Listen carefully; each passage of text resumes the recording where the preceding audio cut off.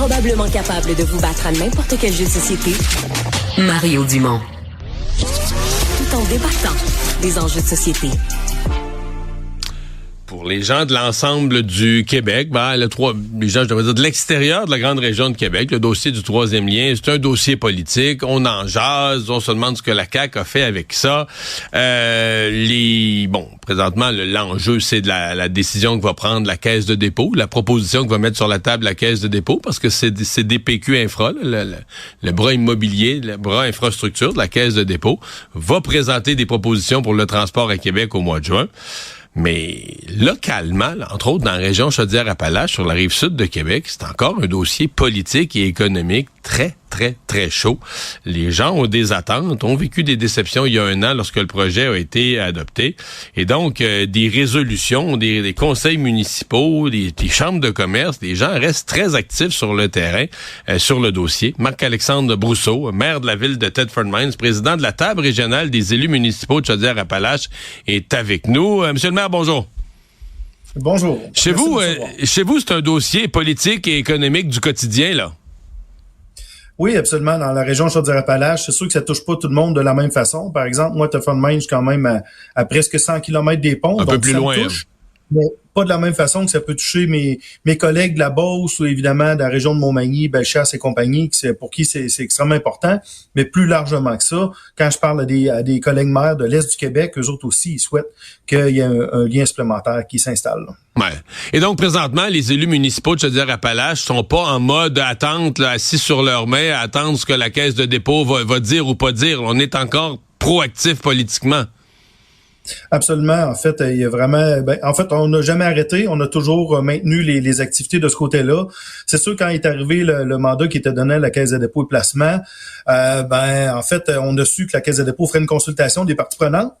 Et à notre grande surprise, on n'était pas là-dedans. Donc, la table régionale des élus de Chaudière-Appalaches n'avait pas été considérée comme concernée par ce dossier-là. Il a fallu qu'on s'invite à la toute fin de la période de consultation parce qu'on n'avait pas pensé à nous. Puis que pour se rendre compte que vraiment le dossier pour eux autres, en fait, le mandat qu'ils avaient, je sais pas si c'est le mandat qu'ils ont reçu, c'est le mandat qu'ils ont établi, c'est un mandat de communauté urbaine de Québec, donc entre la ville de Québec et la ville de Lévis. Puis c'est comme s'il y a rien en arrière de la ville de Lévis. C'est comme si c'est la terre plate, là. En arrière de Québec, mais en arrière de Lévis, il y a absolument rien qui existe. Ben non, c'est pas vrai. Il y a des régions, il y a des gens qui habitent là, puis il y a des entreprises qui sont installées. On sait que la région Chaudière-Appalaches, c'est une région manufacturière très importante. Et puis le seul lien qu'on peut utiliser pour traverser avec des marchandises, c'est le pont Pierre-Laporte. On n'a pas le droit d'aller sur le pont de Québec. 2 ponts qui sont, soit dit en passant, vieillissants, qui n'ont pas été superbement entretenus. Donc, le jour qu'il se passe quelque chose qui nécessite des fermetures au pont Pierre-Laporte, ben là, il faut se rendre au pont La Violette avec des marchandises pour traverser, qui est à presque 150 km. Donc, puis le temps de revenir, on parle de 300 km. Donc, pour nos entreprises, ça aura un impact majeur.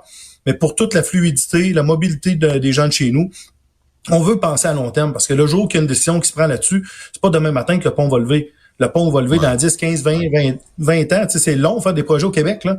Mais il va quand même... Chaudière-Appalaches est en très forte croissance démographique aussi, puis ça n'arrêtera pas. Même si on n'a peut-être pas tous les atouts qu'on aimerait avoir, par exemple, un nouveau lien, ça va continuer de se développer, puis il va continuer à avoir une demande croissante. Ouais. Pensez-vous que vous allez être capable de ramener ce dossier-là à des enjeux, je vais le dire dans mes mots, mais à des enjeux de rationalité, là, parce que c'est comme devenu trop politique, là, tu sais, un peu la caricature des campagnes électorales, promet, dépromet.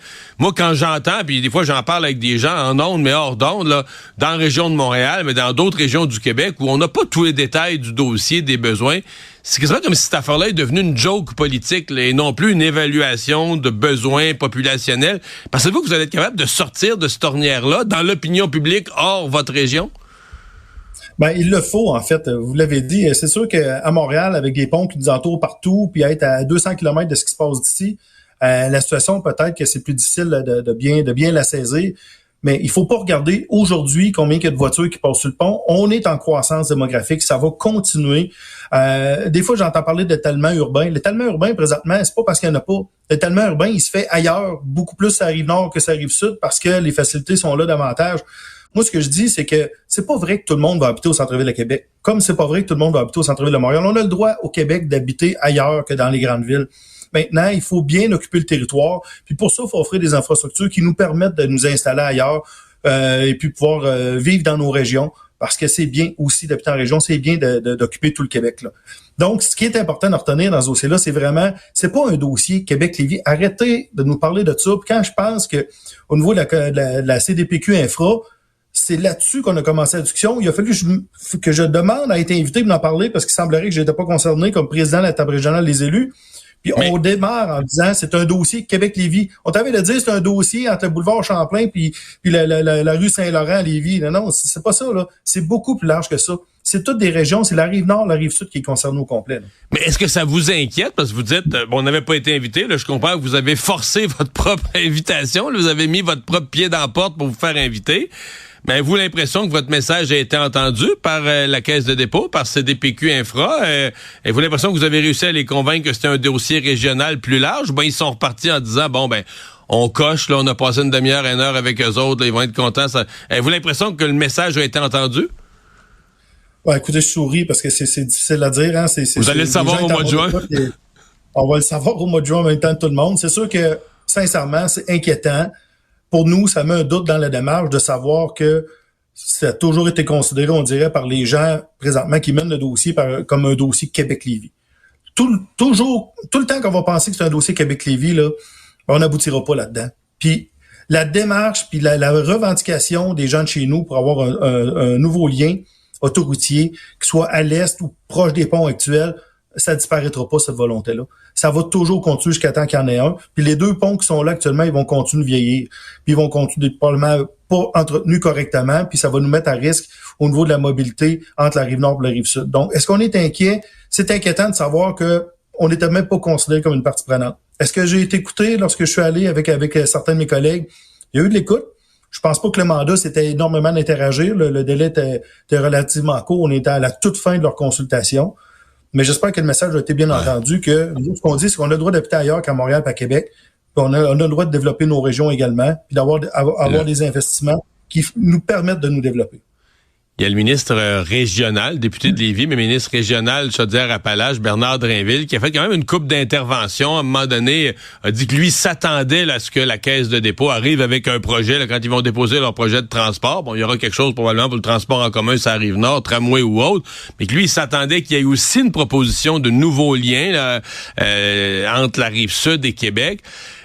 Comment vous voyez son rôle de ministre régional? Est-ce que vous pensez qu'il prend un leadership? On a l'impression que c'est un petit peu fait remettre à sa place en disant, attends, là, c'est la Caisse de dépôt qui va mettre ça sur la table. Mais est-ce que vous sentez qu'il y a un leadership régional de lui et des autres députés là, de la région Chaudière-Appalaches qui sont tous de la CAQ? Ben, c'est sûr, en fait, que, tu sais, comme ministre régional, nécessairement, son travail, c'est de porter nos dossiers. Dans le dossier du troisième lien ou du nouveau lien, des fois, on change ça de nom pour espérer que ça marche mieux, là. Appelons-le comme on veut. Ben, clairement, il porte le dossier puis il souhaite réellement que ça fonctionne. Donc, tu sais, on est content des démarches que fait notre député parce que c'est la volonté de toute nos... Tu sais, il y a 440 000 habitants à Chaudière-Appalaches, 9 MRC plus la ville de Lévis. C'est tout ça qu'on veut. C'est ça qui est en train de se démontrer présentement par toutes les résolutions qui se prennent dans les municipalités, dans les MRC, à la ville de Lévis.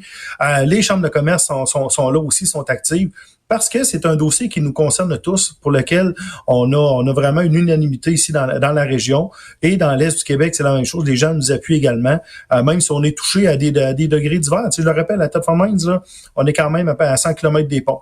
Mais oui, d'avoir une meilleure mobilité, ben ça va faciliter la vie de tout le monde.